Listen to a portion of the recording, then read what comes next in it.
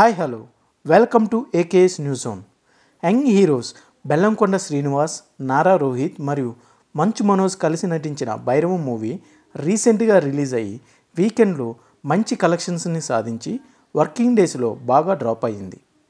5వ రోజు 2 తెలుగు రాష్ట్రాల్లో 41 లక్షల వరకు షేర్ మాత్రమే కలెక్ట్ చేసిన ఈ మూవీ 6వ రోజు మరింతగా డ్రాప్ అయ్యి కేవలం 32 లక్షల వరకు మాత్రమే షేర్ కలెక్ట్ చేసింది. వరల్డ్ వైడ్గా 35 లక్షల వరకు షేర్ని, 70 లక్షల వరకు గ్రాస్ని మాత్రమే ఈ మూవీ సాధించింది.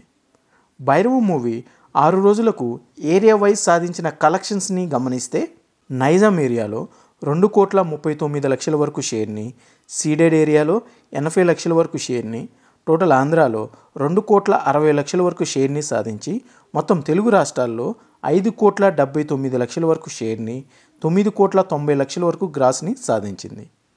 ఇక రెస్ట్ ఆఫ్ ఇండియా మరియు ఓవర్సీస్ మొత్తం కలిపి 77 లక్షల వరకు షేర్ని మాత్రమే కలెక్ట్ చేసింది. టోటల్ వరల్డ్ వైడ్గా భైరవం మూవీ 6,56 లక్షల వరకు షేర్ని, 11,65 లక్షల వరకు గ్రాస్ని సాధించింది. ఈ మూవీ యొక్క బ్రేక్ ఈవెన్ టార్గెట్ 17 కోట్ల వరకు ఉండటంతో ఇంకా 10,40 లక్షల వరకు షేర్ని కలెక్ట్ చేయాలి. ఫుల్ రన్లో ఈ మూవీ ఎంతవరకు కలెక్ట్ చేయొచ్చు అనుకుంటున్నారో కామెంట్ చేయండి. Thanks for watching. Please like, share and subscribe my channel for more videos.